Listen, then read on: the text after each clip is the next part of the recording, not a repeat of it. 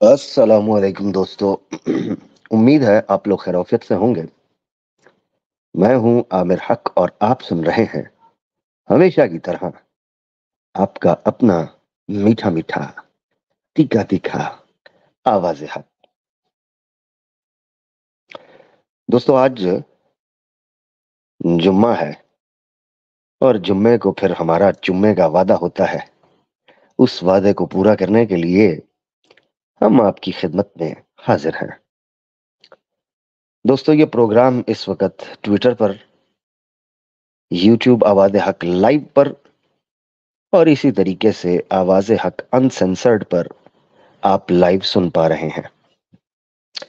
मेरी दरखास्त है कि आज के प्रोग्राम को जरूर शेयर कीजिएगा। खासतौर पर जो इब्तदा का एक सेगमेंट है वो बहुत इंपॉर्टेंट है। उसमें हम बहुत ही अहम चीज डिस्कस करने वाले हैं जिसका ताल्लुक चुनाव के साथ है, लोकसभा के आम चुनाव के साथ।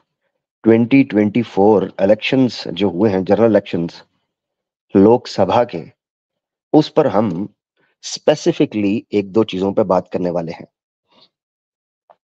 तो मेरी रिक्वेस्ट है दोस्तों कि आज के इब्तदाई हिस्से को आप जरूर शेयर करें। ये आप लोगों को याद होना चाहिए कि हम लोग पॉलिटिक्स के ऊपर, हमारी डोमेन नहीं है बात करना, मगर कुछ इंपॉर्टेंट चीजें हैं जो लिंक करती हैं हमारी डोमेन के साथ, लिहाजा उन पर चर्चा करना जरूरी है। तो जो लोग तो रुके रहेंगे उन लोगों को बात समझ भी आएगी और वो बात समझी हुई फायदा भी देगी। तो जल्दी से शेयर करते जाएं। उसके बाद हम लिंक ओपन करेंगे आज की दूसरे चैप्टर के लिए, convince me to become ex Muslim season 2। दोस्तों आज चैप्टर 2 का नाम है पॉलिटिकल विंग।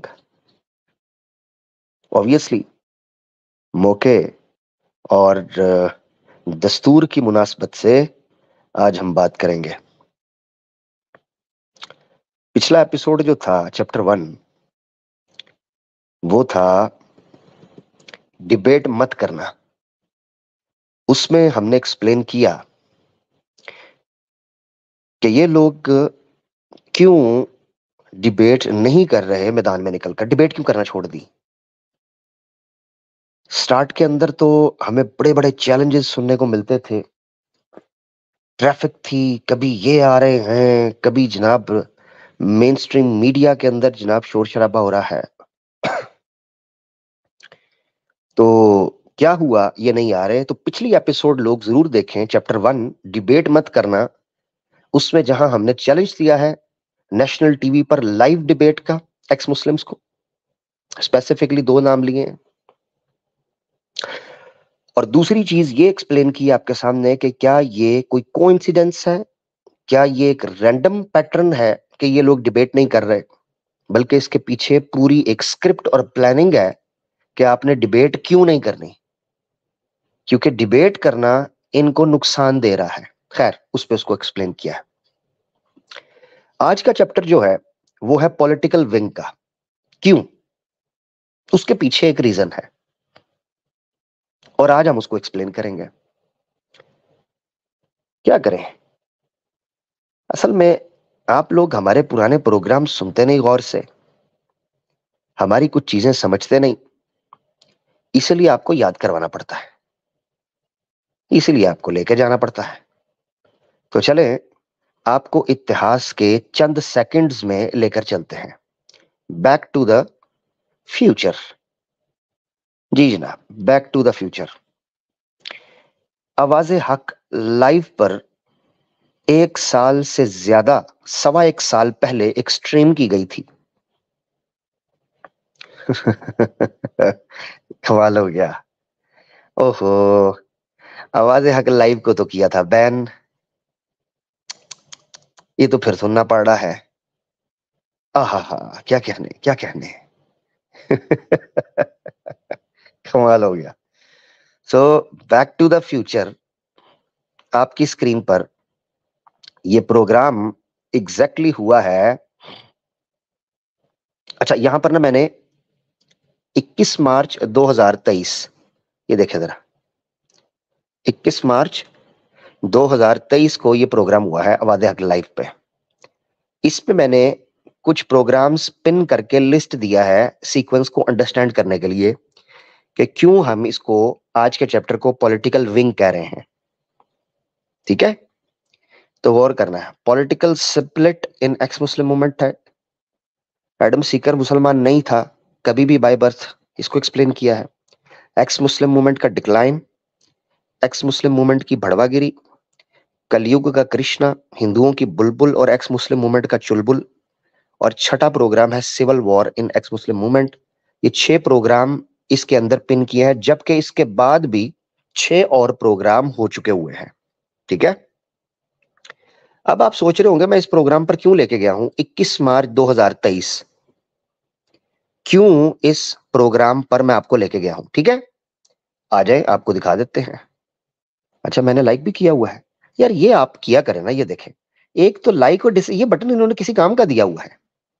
देखो, मैंने खुद भी लाइक किया। वाह यार वाह, क्या कहने तेरे, आवाज़े हक, तेरे क्या कहने। लो जी, और मैंने खुद लाइक किया हुआ है। अच्छा, खुद सब्सक्राइब भी किया हुआ है, क्योंकि मुझे पता है आप में से चंद लोगों ने ही करना है। मैंने खुद भी सब्सक्राइब कर लिया, खुद भी लाइक कर लिया। वेरी गुड, सही जा रहा हूं मैं भी। तो आप भी जाए ना सही फिर। हाँ जी, लाइक तो किया करें ना यार, कमाल है। लगता है आप लोग, माँ आपको प्यार से समझाना पड़ता है। चलो फिर प्यार से समझाता हूँ आपको, आप नहीं करते लाइक शेयर सब्सक्राइब है।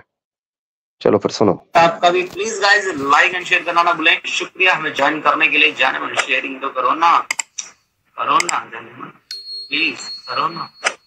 माय गॉड, कितने गंदे लोग हो तुसी। बस यार प्लीज, आपकी बड़ी मेहरबानी है। चले जी, आप सोच रहे होंगे कि मैं आपको 1 साल पहले क्यों लेके जा रहा हूं। आइए आपको सुनाते हैं। कुछ भी मान लेते, मैं आज सीधा बताता हूँ, ये दिनी 2 कौड़ी का कुत्ता है साला। जब तक योगी की गवर्नमेंट है यूपी में, तब तक ये साला एक्स मुस्लिम बन के रहेगा। वहां पे गवर्नमेंट गिरी, ये साला मोमिन बन जाएगा। अब खुली औकात एक्स मुस्लिम्स की। तुम सब की यही औकात है। जब तक बीजेपी की हुकूमत है, तुम कुत्ते न्यूज नेशन पर भी नजर आओगे, मेन स्ट्रीम मीडिया पे भी नजर आओगे, रोडों पर भी नजर आओगे। जिस दिन ये एक्सट्रीम टेररिस्ट आरएसएस की हुकूमत खत्म हुई और एक्सट्रीम हिंदू जो हैं दहशतगर्द टेररिस्ट ये खत्म हुए, तुम लोग अपनी औकात में आ जाओगे। तुम लोग अपनी औकात से निकले हुए हो। 6 टाइम जंगी बोलते हैं लोग। हाँ जी, जनाब जनाब जनाब जनाब जनाब जनाब, 1 साल पहले हमने ये बात कही थी। यूपी के अंदर बीजेपी की हुकूमत होने की वजह से, पावर में होने की वजह से, ये लोग बहुत ज्यादा उछल कूद कर रहे थे। अब जो 400 पार का नारा लगाया था, वो नारा तो पूरा ना हो सका। अब हम थोड़ी सी इलेक्शन पे बात करते हैं, जो समझना जरूरी है, जिस वजह से ये चीज मैंने आपको सुनाई। ये चंद सेकंड का हिस्सा है। 1 साल पहले आप लोग जिसको मिस कर गए हैं, आज उसको डिटेल डिस्कस करते हैं। उसने बोला है हिंदू ही वो हैं जो वेरिफिकेशन के बगैर ही काम चौक के रखते हैं। आगे कुछ भी मान लेते, मैं आज सीधा बताता हूँ, ये दिनी 2 कौड़ी का कुत्ता है साला। जब तक योगी की गवर्नमेंट है यूपी में, तब तक ये साला एक्स मुस्लिम बन के रहेगा। वहां पे गवर्नमेंट गिरी, ये साला मोमिन बन जाएगा। अब खुली औकात एक्स मुस्लिम्स की। तुम सब की यही औकात है। जब तक बीजेपी की हुकूमत है, तुम कुत्ते न्यूज नेशन पर भी नजर आओगे, मेन स्ट्रीम मीडिया पे भी नजर आओगे, रोडों पर भी नजर आओगे। जिस दिन ये एक्सट्रीम टेररिस्ट आरएसएस की हुकूमत खत्म हुई और एक्सट्रीम हिंदू जो हैं दहशतगर्द टेररिस्ट ये खत्म हुए, तुम लोग अपनी औकात में आ जाओगे। तुम लोग अपनी औकात से निकले हुए हो। जी, इसको रोकते हैं। अब आपसे कुछ चीजें डिस्कस करते हैं। देखिए, गौर से तवज्जो से सुनिए कुछ चीजें। लोकसभा जो है ये बेसिकली पूरे देश के अंदर प्राइम मिनिस्टर्स और मिनिस्टर्स को डिसाइड करने की जगह है। यहां जो सत्ता में, जो पावर में होगा, वो पूरे देश को कंट्रोल करेगा। इसीलिए लोकसभा का जो आम चुनाव होता है ये बहुत इंपॉर्टेंट है। पिछला 2019 में हुआ था, ये 2024 में हुआ। शुरू जो है ये करीबन मेरे ख्याल से अप्रैल और मई के बीच में हुआ, तो वैसे 7 दिन है गैप के साथ। रिजल्ट 4 जून को आया है, 3 दिन पहले। अब गौर से आपने सुनना है कि मैंने एक पोस्ट लगाई थी कि अयोध्या की हार राम मंदिर की हार है। ये क्यों मैंने रखा था, आज आपने इस चीज को समझना है, और क्यों ये हमारी डोमेन के साथ लिंक करता है, इस चीज को आपने आज समझना है दोस्तों। और आज की स्ट्रीम का ये फर्स्ट सेगमेंट सनातनियों के लिए भी बहुत इंपॉर्टेंट है। यही वजह है कि चैप्टर 2 का नाम आज पॉलिटिकल विंग रखा है, जो कि एक्स मुस्लिम के कॉन्टेक्स्ट में है। एक्स मुस्लिम्स के कॉन्टेक्स्ट में पॉलिटिकल विंग जो चैप्टर है ये इस वजह से है। अब आपको समझ आएगी। कुल मिला के गिनती की 550 के करीब सीटें हैं, 543 के करीब। इन सीट्स में से जो करीबन 272 के करीब सीट्स ले जाएगा, वो बेसिक माना जाता है कि वो कुछ ना कुछ जोड़ तोड़ करके अपनी सत्ता, अपना जो सीट है, अपनी जो प्राइम मिनिस्टरशिप है, अपनी जो गवर्नमेंट है, वो खड़ी कर पाता है। अब पूरे देश में 4 बड़ी स्टेट्स ऐसी हैं, ये गौर से सुनना है आपने। जो हमारे नौजवान हैं जिनको इलेक्शन स्ट्रक्चर का नहीं समझ, अगर वो 3-4 चीजें सुन लेंगे तो हो सकता है आगे उनके काम आ जाए। वैसे तो जो पुराने लोग हैं जिनको राजनीति से शौक शगफ है, पॉलिटिक्स से, उनको समझ आ जाएगी। अब आपने गौर से सुना, 4 बड़ी स्टेट्स ऐसी हैं जो लोकसभा की मेजॉरिटी सीट्स को ऑक्युपाई करती हैं। 4 बड़ी गिनती की। Number 1 UP, number 2 West Bengal, number 3 Maharashtra, और नंबर 4 तमिलनाडु। ये 4 बड़ी स्टेट्स ऐसी हैं जो मेजॉरिटी ऑफ द सीट्स को कवर करती हैं। मानो यूपी के अंदर, सिर्फ यूपी में लोकसभा की 80 सीट्स मौजूद हैं, 80। इतना बड़ा नंबर है। यूपी इसलिए इंपॉर्टेंट हो जाता है कि अगर यूपी के ऊपर जिस पार्टी का स्ट्रांग होल्ड होगा, देयर आर चांसेस कि वो जनाब देश के अंदर अपने गवर्नमेंट कायम कर सकता है। ये बहुत इंपॉर्टेंट है। ये 4 बड़े according to the election surveys, जो आपको बहुत इंपॉर्टेंट है। अब क्योंकि हमें पाकिस्तानी भी सुन रहे होते हैं, तो पाकिस्तानियों की मिसाल के लिए समझ लें कि जैसे पाकिस्तान के ऊपर वफाक की हुकूमत ज्यादा चांसेस उनके होंगे, ये मैं टर्म पाकिस्तान की यूज कर रहा हूं ताकि पाकिस्तानी लोग समझें। पाकिस्तान में सत्ता और हुकूमत कायम करने में ज्यादा पार्टी वो स्ट्रांग होगी कि जो पंजाब के अंदर हुकूमत बना पाए। यानी सूबाई सतह पर, प्रोविजनल लेवल पर, अगर पंजाब को कोई कंट्रोल कर लेगा, सूबा, कोई पार्टी जिस सूबे को, वो गवर्नमेंट बना सकती है फेडरल के अंदर, वफाक के अंदर। डिट्टो इसी तरह चंद 4 ये 5 बड़ी स्टेट्स के अंदर से जिसने यूपी को कंट्रोल कर लिया, सो मोस्ट प्रोबेबली वो वफाक के अंदर नेशनल लेवल पर हुकूमत बनाने में कामयाब हो जाएगा। अब उसके पीछे रीजन है कॉन्स्टिट्यूएंसीज, जो उसके अंदर एरियाज हैं, उस पर जो सीट्स हैं जो कवर करती हैं नेशनल लेवल पर और प्रोविजनल लेवल पर। ये अकॉर्डिंग टू पाकिस्तानी पॉलिटिक्स समझने के लिए। अब ये मैं बात क्यों कर रहा हूं, गौर से समझना है। यूपी के अंदर आता है अयोध्या। यूपी के अंदर हुकूमत थी योगीनाथ जी की, आदित्यनाथ योगी की, बलडोजर हुकूमत। अब हुआ ये कि पिछले कई वर्षों से यूपी के ऊपर बीजेपी का होल्ड था, और इसको ये समझ लें आप कि यूपी को ऐसा फोर्ट्रेस समझा जा रहा था कि जो बीजेपी हुकूमत के इतना कंट्रोल में आ चुका हुआ है कि कोई बड़ी से बड़ा अलायंस भी इस फोर्ट्रेस को इंप्रेग्नेट नहीं कर सकता, इसको डिफीट नहीं कर सकता, इसको बिसीज नहीं कर सकता, इसको ऑक्युपाई नहीं कर सकता।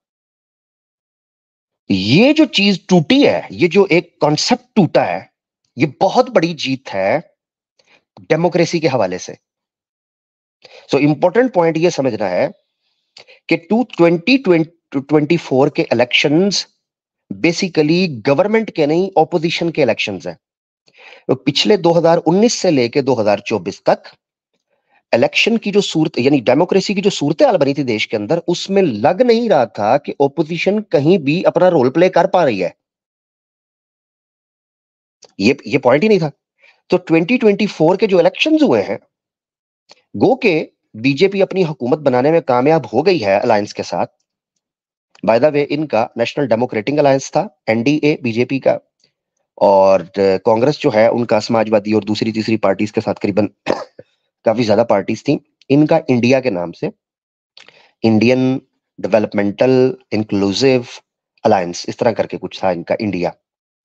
तो इसलिए ये जो अलायंस की बेस पर सारी जंग हुई है, इसमें नेशनल लेवल के ऊपर 2019 में, गौर से सुनिएगा, 2019 में अकेली बीजेपी, अलायंस नहीं, अकेली बीजेपी की 303 सीटें थी 2019 में, 303। यहां से आपको पता चलेगा कि जो सफर 2013-14 से शुरू हुआ था, वो 2024 में पहुंचकर जो एक हवा बनाया जा रहा था, मीडिया पे जाएं, बाथरूम में जाएं, गाड़ी के पीछे जाएं, बुलेट को देखें, बिल बोर्ड को देखें, ठीक है, साइंस बोर्ड को देखें, जिधर देखें जिधर देखें जिधर देखें, तो आपको जनाब मोदी मोदी मोदी, बीजेपी मोदी, अमित शाह मोदी, योगी मोदी योगी, सर खा छोड़ा था इन्होंने हमारा। इस कदर के पाकिस्तान के कुछ टट्टू यूट्यूबर्स, कुछ हिजड़ी यूट्यूबर्स को भी पैसे देकर खरीदा गया कि पाकिस्तान की रोडों के ऊपर योगी मोदी योगी मोदी योगी मोदी गोदी मोदी योदी मोदी शोदी पोदी ये करवाओ, और जनाब सपोर्टें कर रहे हैं। यहां तक हो चुका था। अब जो सीट्स नेशनल लेवल पर लोकसभा में अकेली बीजेपी ने 303 जीती थी, वो बेड़ा गर्क होकर 300 से भी नीचे आ गए। करीबन मेरे ख्याल से 292-93 के करीब, 293-294 के करीब सीट्स इनको मिली हैं। Can you imagine?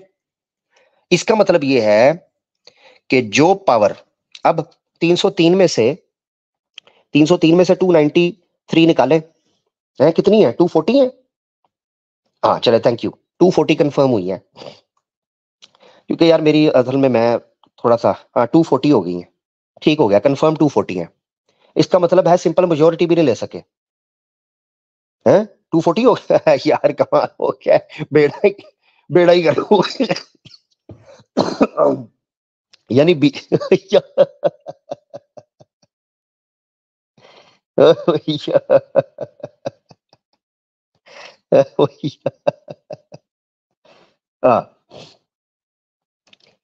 हाँ 400 पार, और 250 पार भी नहीं हुआ। सो 293, ठीक है, एनडीए अलायंस की पूरी सीटें मिला के सिंपल मेजोरिटी भी नहीं ले सके। ये है औकात। ये क्यों हुआ? ये सीट्स क्यों गिरी हैं? इस बताता हूं आपको, मुझे याद करवाना है। ये मैं आपको बताता हूं सीट्स क्यों गिरी हैं, और इसमें क्या वजह बनी है। ये सीट्स गिरने के पीछे सबसे बड़ी वजह यूपी और अयोध्या, इन दो चीज, यानी यूपी और यूपी में अयोध्या ने रोल प्ले किया है ये सीट्स गिरने में।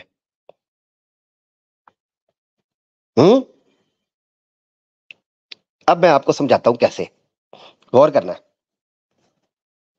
देखें, अगर सनातनी सुन रहे हैं तो जरा गौर करना। 400 पार का नारा था, 250 पार भी नहीं हो सका। रीजन, इस पर गौर करना है।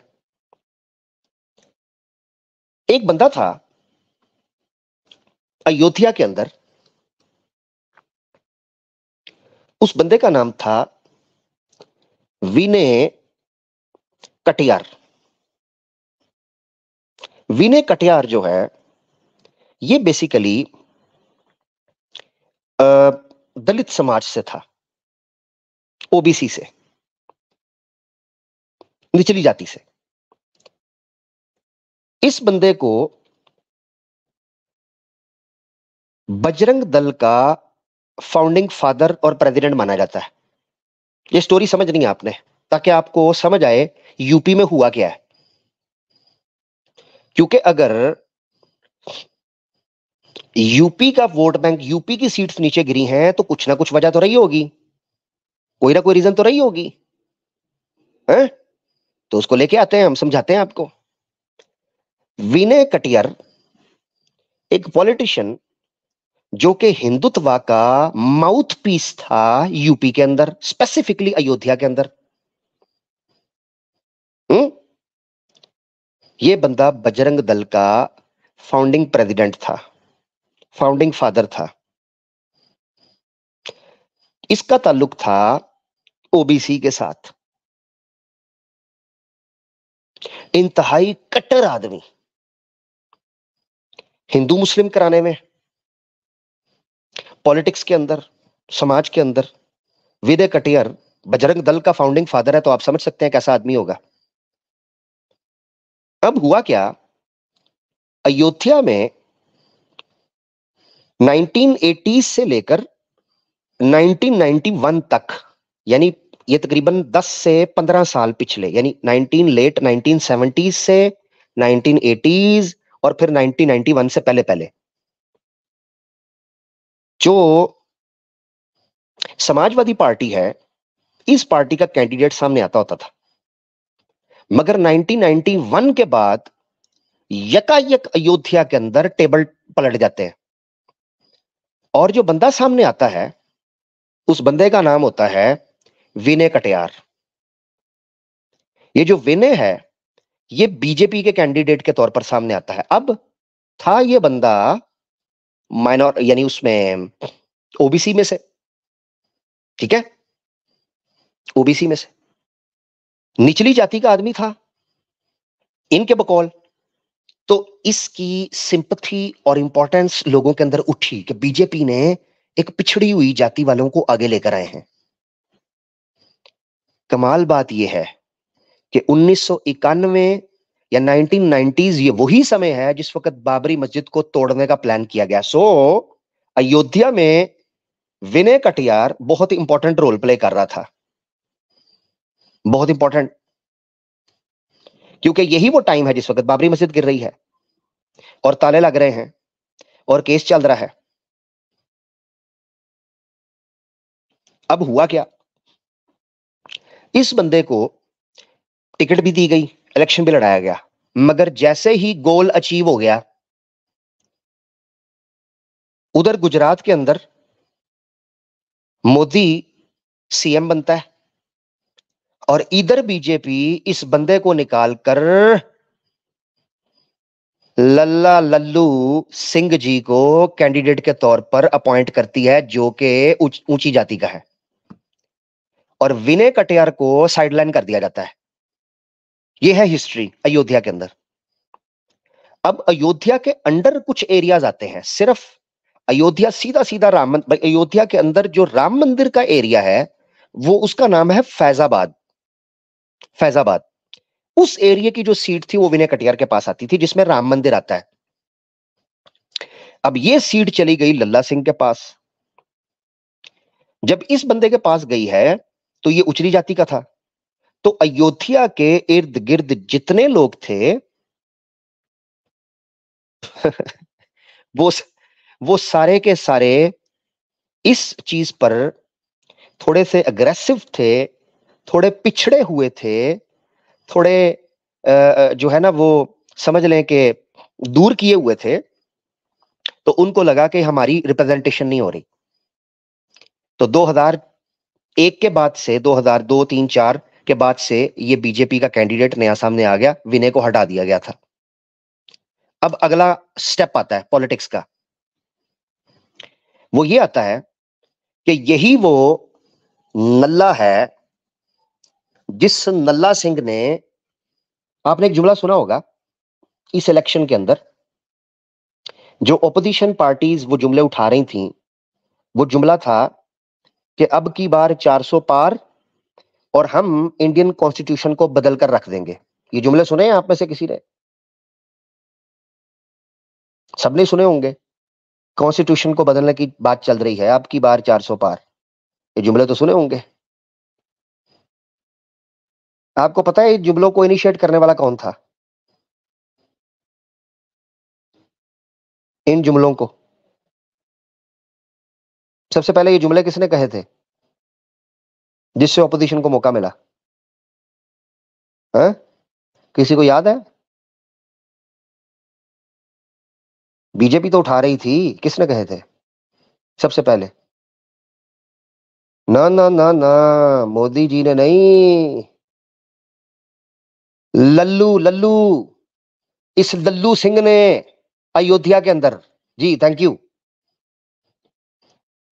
कॉन्स्टिट्यूशन को बदलने की बात 400 पार, और फिर कॉन्स्टिट्यूशन को बदलने की बात सबसे पहले अयोध्या के अंदर लल्लू सिंह ने की थी। हाँ जी, अब आप सुन लो। तो लल्लू सिंह वो शख्स है जो अयोध्या में इलेक्शन लड़ने के लिए बीजेपी की तरफ से खड़ा हुआ, और इस बंदे का तिया पंचा हो गया, बेड़ा गर्क। तो ये वजह है। अब आपको समझ आ गया पॉइंट नंबर 2। पॉइंट नंबर 1, विनय को हटाना, ओबीसी एससी एसटी के लोगों को साइड पे करना। एक बंदा भी मुस्लिम ऐसा नहीं था जिसको टिकट दी बीजेपी ने, सारी जितनी माइनॉरिटीज हैं इन एनी केस सबको साइड पे कर दिया। और दूसरी चीज ये की कि जो कैंडिडेट खड़ा किया उस लल्लू ने उठकर कहा अब की बार 400 पार, और कहा जी कॉन्स्टिट्यूशन बदल कर रख देंगे। लो, इतनी सी बात थी।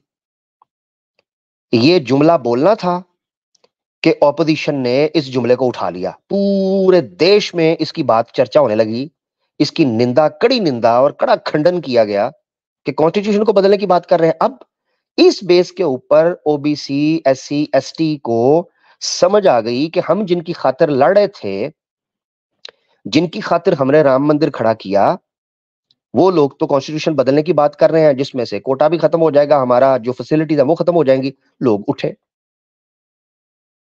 Point number 2। अब तीसरी चीज ये हुई कि बड़े पैमाने पर फैजाबाद, अमेठी, मिर्जापुर और तकरीबन को 5-6 इलाके हैं जो इसके इर्द गिर्द लगते हैं। यानी फैजाबाद और अयोध्या में जो करीब की, यानी अयोध्या फैजाबाद के करीब के जो इलाके हैं जो जुड़े हुए हैं, इन सब इलाकों के अंदर से एक कैंपेन चलना शुरू हुई। वो कैंपेन पता क्या थी? आपने न्यूज में सुनी होगी। वो कैंपेन थी कि अयोध्या राम मंदिर जन्म स्थान मंदिर बनाने पर एक्सटर्नली और ओवरसीज की इन्वेस्टमेंट लाई जा रही है, लोकल लोगों को घरों से बेदखल किया जा रहा है, उनके प्रॉपर्टी राइट्स उनसे छीने जा रहे हैं, उनके बिजनेसेस तोड़े जा रहे हैं, और उनको किसी तरह का भी कंपनसेट नहीं किया गया। ये केसेस सामने आए। इन केसेस के सामने आने की वजह से बड़ी तादाद में जो ओबीसी एससी एसटी के लोग थे, मुस्लिम्स थे अयोध्या के अंदर, वो लोग बीजेपी की हुकूमत से बहुत ज्यादा नाराज थे, क्योंकि उनको यह लगा था कि हम रोड पर आ गए हैं और हमें किसी राम मंदिर तुमने बनाया है तो हमें फायदा क्या हुआ? तुमने तो फायदा बड़ी बड़ी कंस्ट्रक्शन कंपनीज को दिया,